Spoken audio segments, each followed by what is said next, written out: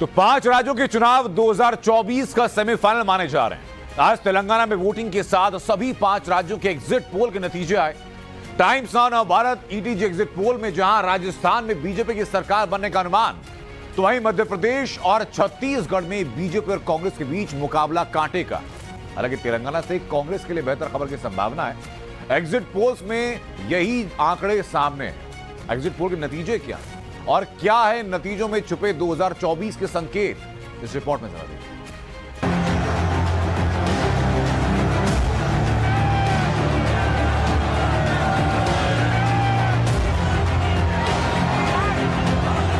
हमने वो दीप जलाया और आज भारत विजयी होकर विकास की नई गाथा लिख रहा है। नरेंद्र मोदी जी आते हैं,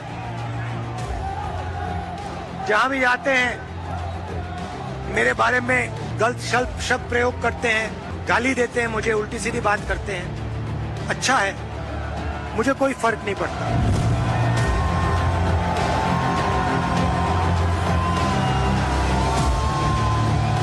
3 दिसंबर कांग्रेस चुमन हमें एमपी में 150 मिलने जा रही है, तो कर्नाटक में जो किया उसको हम रिपीट करने जा रहे हैं।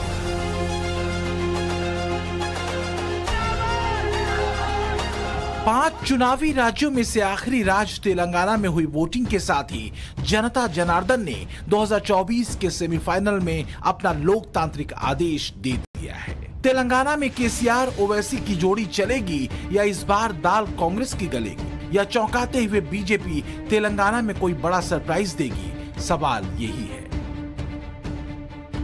लेकिन उससे पहले एग्जिट पोल के नतीजों ने 5 राज्यों में सत्ता की तस्वीर को काफी हद तक साफ करने की कोशिश की है।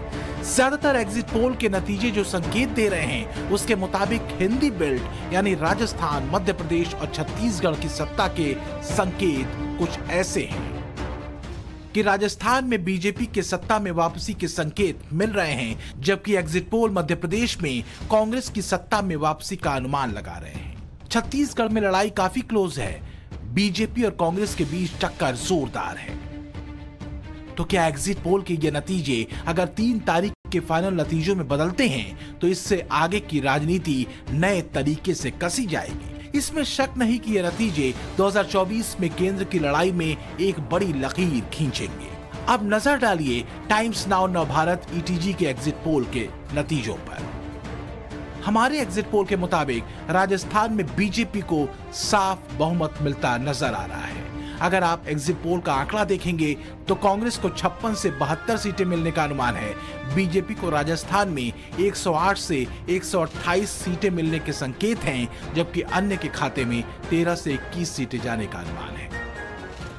राजस्थान में 199 सीटों पर वोटिंग हुई है और बहुमत के लिए 100 सीटें चाहिए। इस लिहाज से अगर एग्जिट पोल की माने तो बीजेपी को साफ बहुमत राजस्थान में मिल रहा है।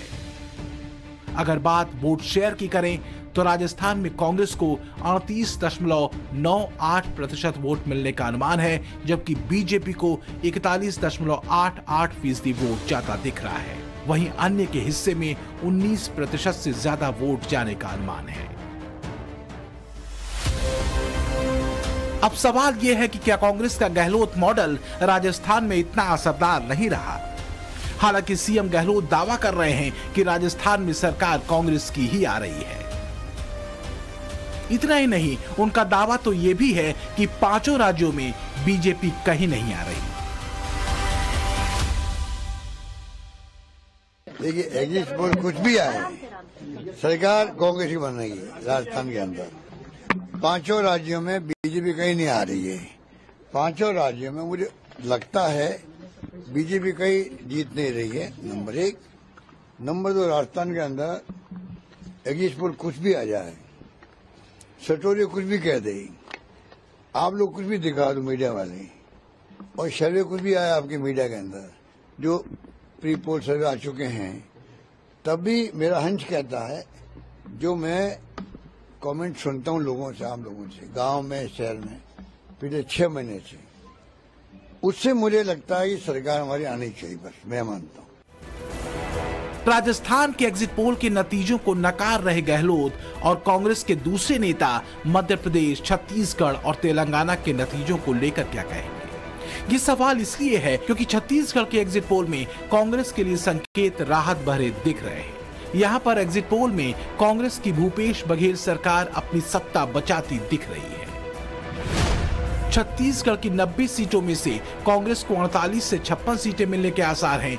बीजेपी को 32 से 40 सीटें मिल सकती हैं और अन्य के खाते में 2 से 4 सीटें मिलती दिखाई दे रही हैं।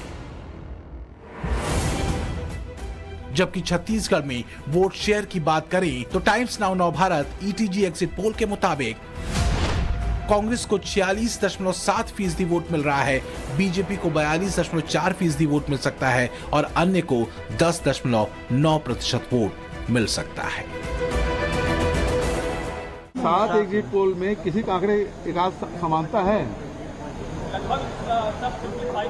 लेकिन 2 दिन बाद वो सभी पोल जो है एक समान होंगे। तो एग्जिट पोल चलने दीजिए, लेकिन सरकार हमारी बनेगी भारी बहुमत से बनेगी, उससे और अधिक जाएगा। वो जो 57 है ना, वो 75 इधर उधर होगा। हालांकि कुछ दूसरे एग्जिट पोल्स में छत्तीसगढ़ में फाइट बहुत क्लोज बताई जा रही है। कहा यह भी जा रहा है कि छत्तीसगढ़ में कांग्रेस के लिए राह इतनी आसान नहीं होने वाली। छत्तीसगढ़ में निश्चित तौर पर बीजेपी का परफॉर्मेंस बेहतर हो रहा है, वो काफी नजदीक पहुंच रही है और हमारा जो आकलन है हम लोग के मुताबिक कम से कम 35 से 38 सीटें वो वहां पे 90 आउट ऑफ 90 वो जीत सकती है। तो क्या ऐसी ही फाइट मध्य प्रदेश में भी दिख रही है?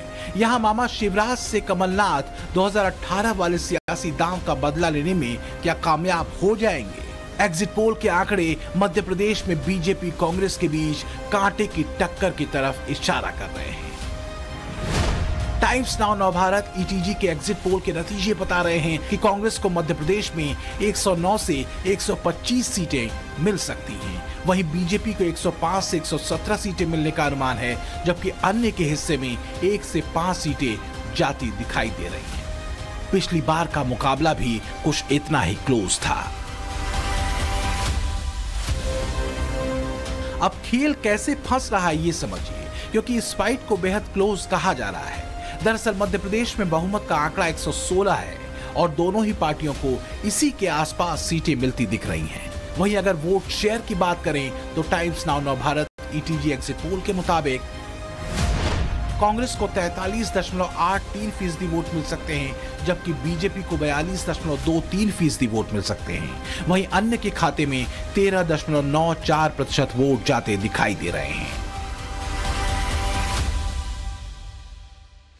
लेकिन बड़ी तस्वीर बनती दिख रही है दक्षिण में, जहां एग्जिट पोल के नतीजे मौजूदा केसीआर सरकार के लिए अच्छा संकेत नहीं दे रहे। Times now Navbharat ETG exit poll के नतीजों के मुताबिक तेलंगाना में कांग्रेस एक निर्णायक बढ़त लेती दिख रही है। वहीं 2018 के मुकाबले बीजेपी के लिए भी तेलंगाना में कुछ बेहतर प्रदर्शन के संकेत हैं। तेलंगाना में कांग्रेस की झोली में 60 से 70 सीटें जाने का अनुमान है, तो वहीं सत्तारूढ़ बीआरएस के खाते में 37 से 45 सीटें जाती दिख रही हैं। बीजेपी को 6 से 8 सीटें मिलने का अनुमान है, तो ओवैसी की पार्टी एआईएमआईएम को 5 से 7 सीटें मिलने के संकेत हैं।